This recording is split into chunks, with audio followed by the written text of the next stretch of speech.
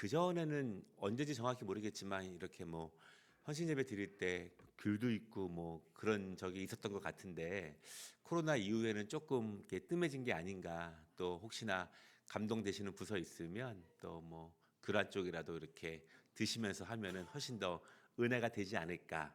그러니까 뭐든지 이렇게 창조적으로 생각하면 또 아주 꼭 하라는 게 아니라 또 갑자기 올라오는데 옛날 생각이 좀 나서 이렇게 그랬습니다. 어떨 때는 뭐 예배 끝나고 나니까 이렇게 뭐 아이스크림 주신 적도 있었고, 네, 이제 날이 좀 따뜻해지니까 그런 생각이 나는 것 같습니다. 신명기 공부 마지막 시간입니다.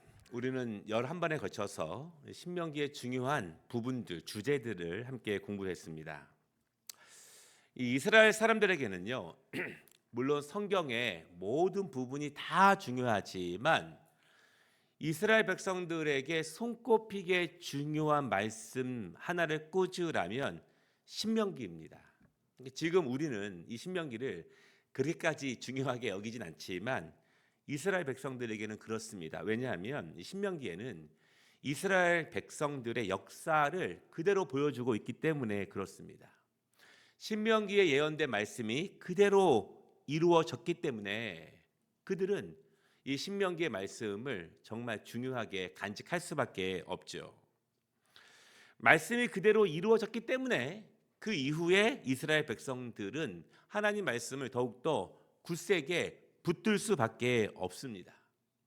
말씀이 나에게, 그 민족에게 이루어지기 전에는 의심도 했지만, 불순종도 했지만, 자기 소견에 오른 대로 행하기도 했지만, 신명기의 말씀이 그대로 이루어진 후에는 분명해졌습니다. 이 말씀을 굳게 붙잡는 것입니다. 우리도 분명히 다시 기억할 것이 있습니다. 우리는 이 신명기 시대에 살아가진 않습니다. 그러나 신명기의 은혜를 우리가 간직해야 할 것입니다. 하나님의 말씀은 분명히 이루어진다는 말씀입니다. 이루어졌고 이루어지고 있고 이루어질 것입니다. 축복의 말씀도 이루어지는 것이고 저주의 말씀도 이루어지는 것입니다. 중요한 것은 우리의 믿음입니다. 우리가 가지고 있는 믿음은 막연한 믿음이 아니라 하나님 말씀에 대한 믿음이고요. 구체적으로는 하나님의 말씀이 이루어졌고 이루어지고 있고 이루어질 것이라는 믿음이에요.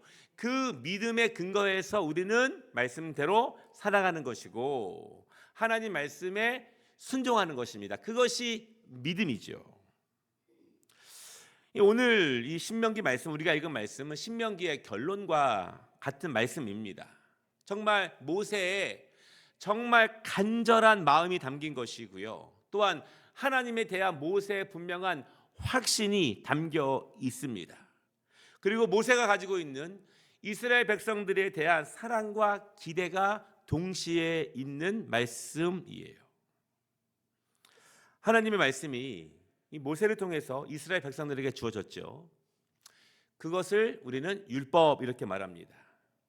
율법은요, 모세오경에서 하나님께서 하라고 하신 것과 하지 말라고 하신 말씀을 율법이에요. 그러니까 하나님의 말씀은 크고요, 그 안에 율법이 있는 것입니다.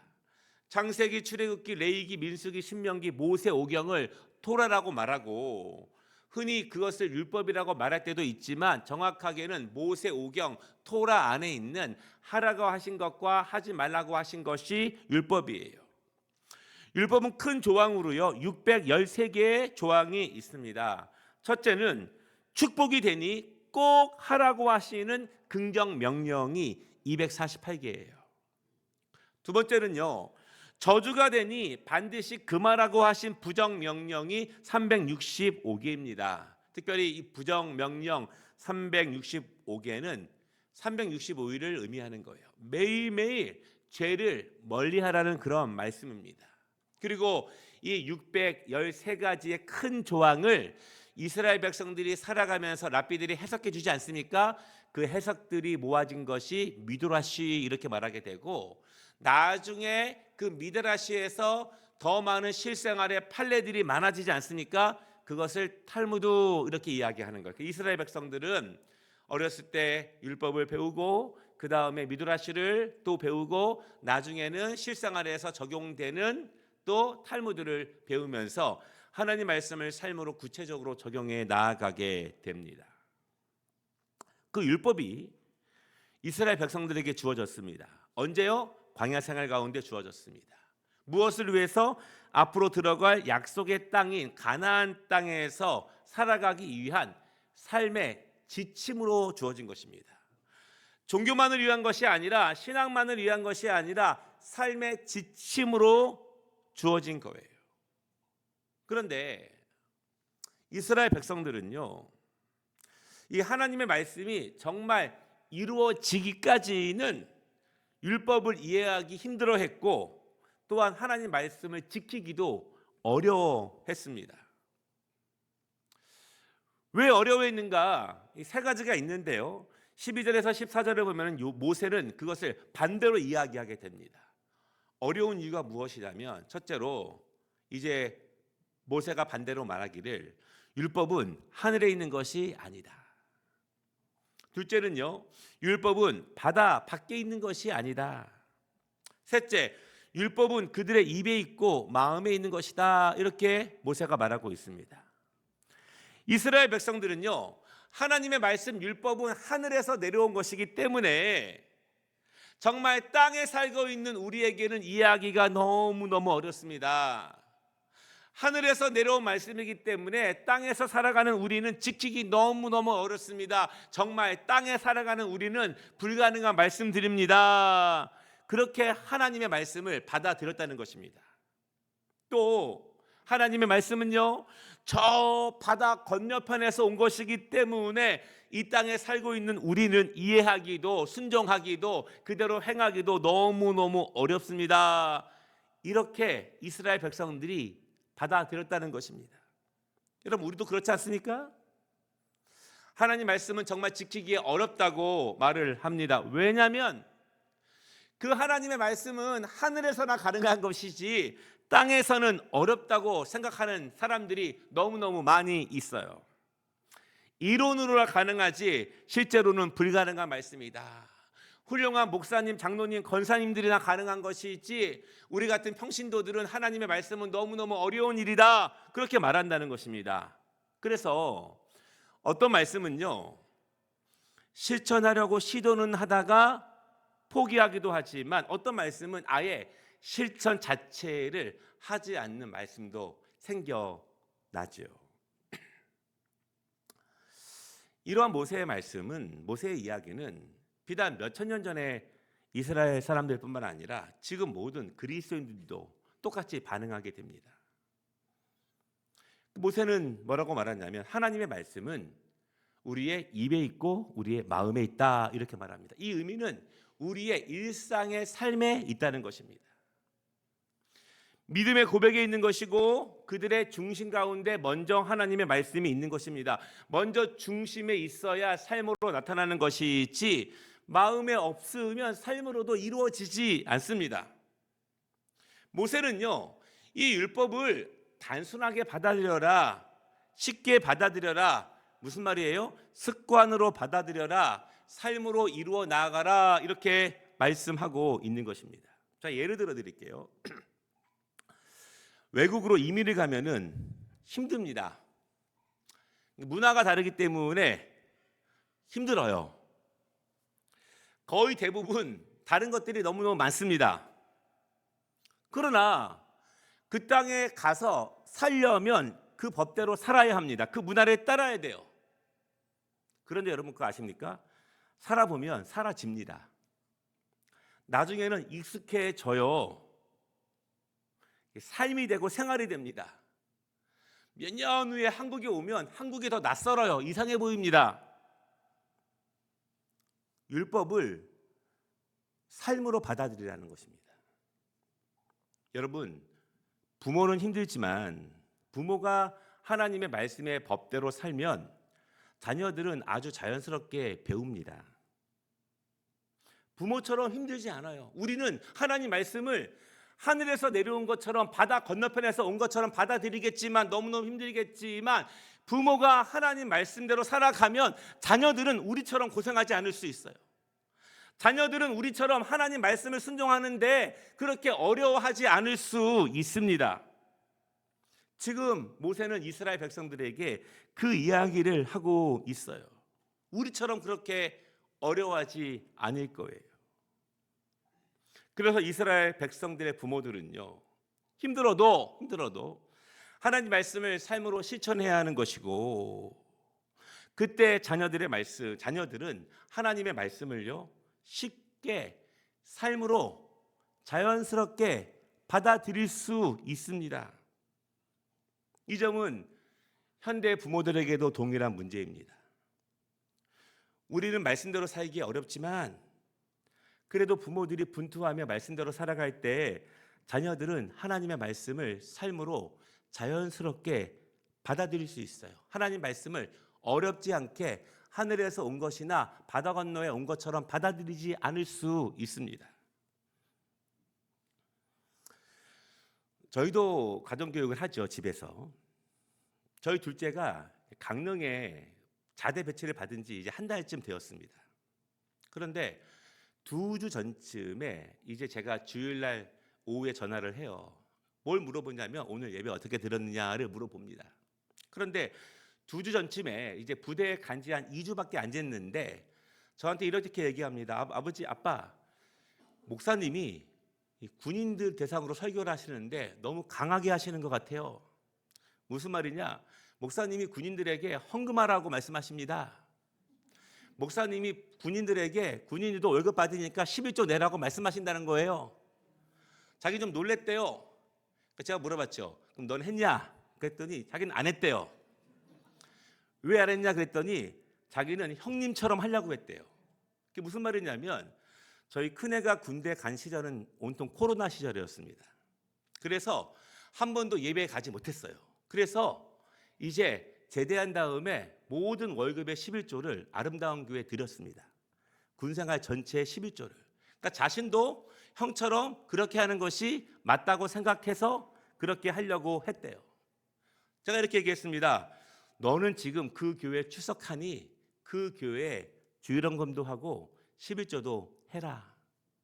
그리고 제가 뭐라고 얘기했냐면 아빠가 너의 인생에 해줄 수 있는 것이 별로 없어. 너의 인생을 축복하실 분은 하나님이야. 하나님이 너의 인생을 축복하셔야 하기 때문에 너는 힘들어도 하나님 말씀대로 살아가야 한다. 어려서부터 부모가 훈련을 시키면 율법을 쉽게 받아들일 수 있습니다. 어렵지 않게 삶으로 받아들일 수 있어요. 우리가 자녀들에게 모든 것을 다 물려줄 수는 없지만 하나님의 말씀에 대한 이 바른 말씀을 양육하면 자녀들은 그 말씀을 생활로서 받아들일 수 있습니다. 모세는요, 우리가 아는 것처럼 하나님의 나라로 곧 떠납니다. 이제 남겨진 것은 가나안에 들어갈 이스라엘 사람들의 몫이에요. 그 후손들이 결정해야 합니다. 모세가 아무리 간곡히 이야기해도 전에도 그 후손들, 앞으로 살아갈 후손들이 모세의 말씀을 하나님 말씀으로 듣고 그들이 결정하고 살아가야 합니다. 15절을 보면은요, 모세는 하나님께서 율법을 주신 이유를 분명히 말합니다. 이렇게 말합니다. 보라, 내가 오늘 생명의 복과 사망과 화를 내 앞에 두었나니, 이렇게 말씀하고 있어요. 우리 앞에 하나님께서 두 가지 길을 주셨습니다. 여기서 우리가 기억해야 될 것은 하나님의 말씀에는요, 중간은 없습니다. 우리가 연약하고 부족하지만 날마다 어제보다 오늘 더욱더 하나님 앞에 온전성으로 대해야 하고, 오늘 또 연약하지만 그럼에도 내일 온전함을 추구해야 되는 이유는, 내일 또 실패하겠지만 말씀대로 살아가기 위해 분투해야 되는 이유는 바로 우리 앞에 생명과 복, 그리고 사망과 화가 있기 때문입니다.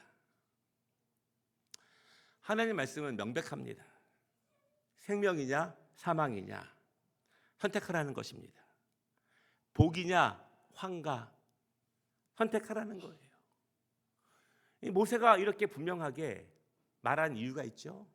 이 하나님 말씀은 절대적으로 그들을 생명으로 인도하는 말씀이고 절대적으로 복으로 인도하는 말씀이기 때문에 모세는 이 말씀을 그렇게 강조하고 있습니다. 우린 여기서 이 말씀을 주신 하나님의 마음을 잘 생각해 볼 필요가 있습니다. 생각해 보겠습니다.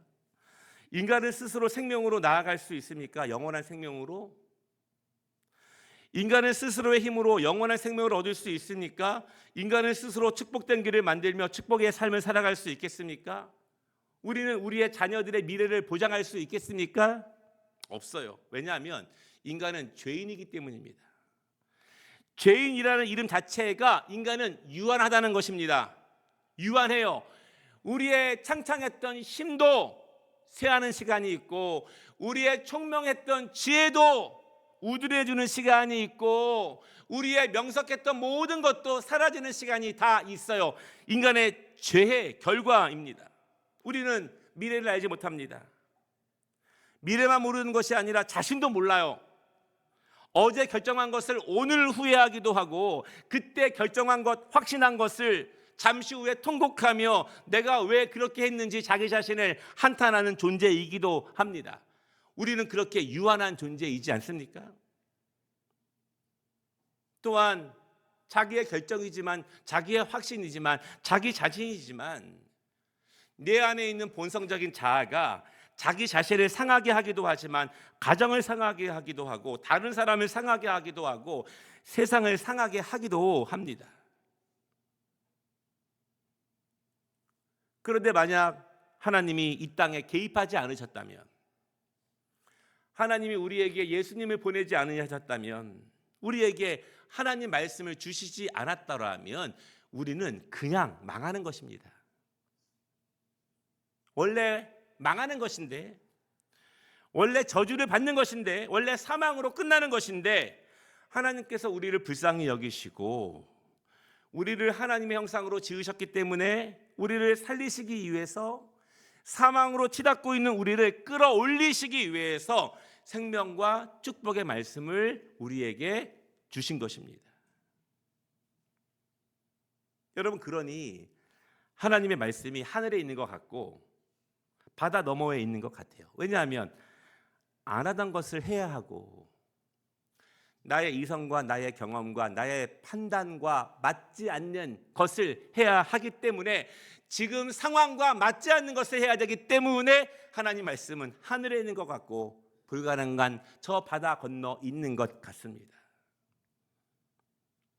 그러나 하나님 말씀이 진정으로 우리를 살리기 위해서 주신 말씀을 믿는다면 우리는 끊임없이 우리가 주님 나라에 가는 그날까지 날마다 들을 이 세상의 법칙을 넘어 연약한 나를 넘어 말씀에 나를 맡기고 말씀에 나의 인생과 미래를 맡기며 살아가는 지혜, 그것이 얼마나 복된 영성이겠습니까? 신명기 말씀은 분명합니다. 그들의 행한 만큼 축복이 있고 그들의 책임만큼 분명한 결과가 있다는 말씀이에요. 그런데요, 이스라엘 백성들이요, 생명과 복이 있고 사망과 화가 있는데 그때 이 생명과 복을 선택할 때 어떤 힘으로 생명과 복을 선택할 수 있느냐, 어떤 근거로 생명과 복을 선택할 수 있느냐, 그것을 16절에서 이렇게 말합니다. 첫째는 하나님 여호와를 사랑할 때, 둘째 사랑할 때, 그때 그 모든 길로 행합니다. 하나님을 사랑할 때 말씀의 길로 행하고 하나님을 사랑할 때 생명과 복의 길을 행하는 거예요. 그럼 반대는 무엇이겠습니까? 하나님을 사랑하지 않을 때 사망과 화의 길을 걷겠지요. 그리고 그 길, 생명과 복의 길로 행한다는 것은 하나님의 명령과 규례와 법도를 지킨다는 것입니다. 결국 우리의 삶은, 우리의 신앙은 여러분 사랑이 근거가 됩니다. 사랑이 가장 중요하죠. 사랑이 무엇입니까? 그냥 믿음, 소망, 사랑이에요. 하나님을 향한 믿음은 소망을 만들어냅니다. 믿음이 소망을 만들어냅니다. 그래서 견디게 합니다. 인내하게 해요. 소망을 만들어내면 그 소망은 그 말씀이 이루어질 것이라는 확신을 갖게 합니다. 그러니까 결국 믿음이 소망을 만들어냅니다. 그 사람의 소망을 보면 믿음을 알 수 있어요. 그리고 그 믿음과 소망이 결합되었을 때 사랑으로 나타나게 됩니다. 믿음이 사랑하는 것이고 이루어질 소망이 분명하니 그 말씀이 이루어질 것이니 내가 소망을 가지고 그 말씀을 사랑하는 것이죠. 16절 끝부분에 이렇게 말씀하고 있는데요. 우리 한번 16절 끝부분 다 같이 읽어보겠습니다. 시작.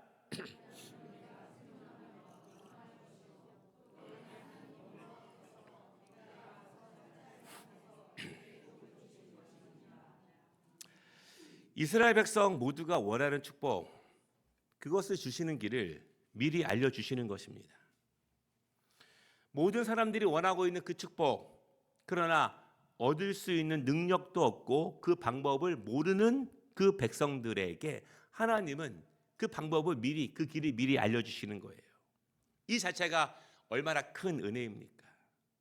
우리의 신앙은 미지의 길을 가는 것이 아닙니다. 우리는 돌을 닦는 게 아니에요. 우리는 그 뜻을 알려고 막 추구해 나아가고 고행하는 것이 아닙니다. 우리에게 길과 진리와 생명은 이미 주어졌어요. 하나님의 말씀으로.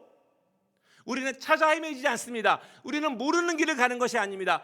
이미 우리를 너무너무 사랑하셔서 우리를 살리시기 위해서 이미 주신 생명의 말씀을 받아 내가 그것을 믿음으로 받아 그 길을 걸어가는 것이 우리의 신앙입니다. 그러나 모세는 저주의 길을 말합니다. 저주의 길을 이야기해요.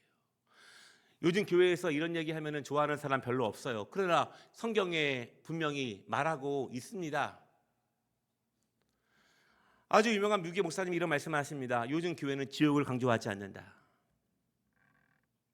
지옥이 얼마나 무서운지, 지옥이 얼마나 갑자기 나에게 다가올 것인지, 지옥을 무서워하지 않으면 하나님의 자녀들이 정결함을 더디게 한다. 말씀을 지키는데 게으름을 피운다. 천국이 분명히 있는 것처럼 지옥도 분명히 있다는 것을 가르쳐야 한다. 오늘 모세는요 17절에서 저주의 길, 사망의 길을 이야기합니다. 언제 그들에게 저주가 임하느냐? 첫째, 마음을 돌이켜 하나님의 말씀을 듣지 않으면. 두 번째, 유혹을 받아 다른 신을 섬기면.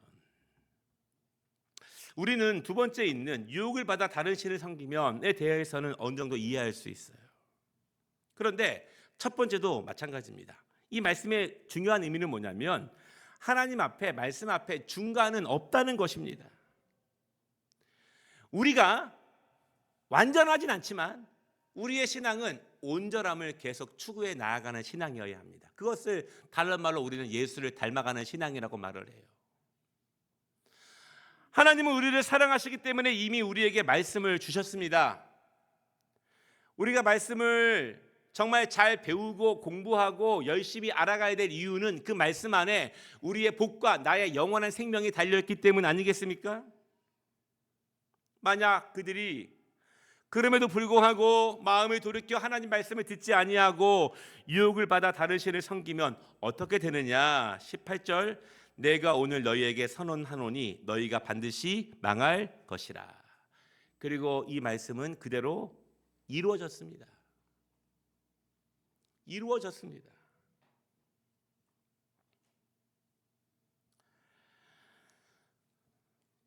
제가 이런 말씀 동용하지 않습니까? 우리가 우리의 자녀들에게 마지막 말을 남긴다면 우리는 어떤 말을 남길 것인가? 나의 사랑하는 자녀들에게 우리가 마지막 말을 유언처럼 남긴다면 우리는 어떤 말을 남길 것인가? 20절에 모세는 마지막 권면을 합니다. 하나님 여호와를 사랑하라. 그분의 말씀을 청종하라. 그분을 의지하라. 상황이 너무 어렵더라도, 비가 오고 바람이 불어도, 강한 대적들이 막 몰려와도 인생 어느 때라도 하나님을 사랑하라. 하나님의 말씀을 붙들어라. 하나님이 너희와 함께 하실 것이다. 하나님이 너희에게 하나님의 일을 하실 것이다. 너희가 이전에 미처 알지 못했던 크고 비밀한 일을 너희에게 보일 것이다. 말씀을 마치겠습니다. 우리는 우리 자녀들이 신앙생활 잘하고 말씀대로 살고 하나님의 축복을 받아 살아가기를 우리는 원하고 기도하지 않습니까? 그러려면 우리 부모 세대는 말씀을 순종하기에 너무 어려운 시대에 살았지만 우리가 말씀을 제대로 순종하면 우리 자녀들은요 말씀을 쉽게 받습니다. 왜냐하면 생활로 말씀을 접했고 삶으로 접했기 때문에 그들은 말씀을 쉽게 받을 수 있어요. 그러면 그들은요 본인들은 크게 순종한 것 같지 않은데, 본인들은 크게 헌신한 것 같지 않은데 그들의 인생이 평탄하고 아름답게 살아갑니다. 왜냐하면 말씀이 삶에 녹아있기 때문에 그렇습니다. 오늘 4층에서 청년들이 예배를 드리고 있고 오늘은 옥상에서 예배 드리고 있습니다. 지금 또 우리 옥상도 좀 이렇게 데크도 깔고 잘하면 좋겠는데요. 또 우리 학생들은 1층에서 예배를 드리고 있는데 우리 자녀들에게 쉬운 말씀, 가까이 있는 말씀 전해주는 우리 모두가 되시기를 주님의 이름으로 축복합니다.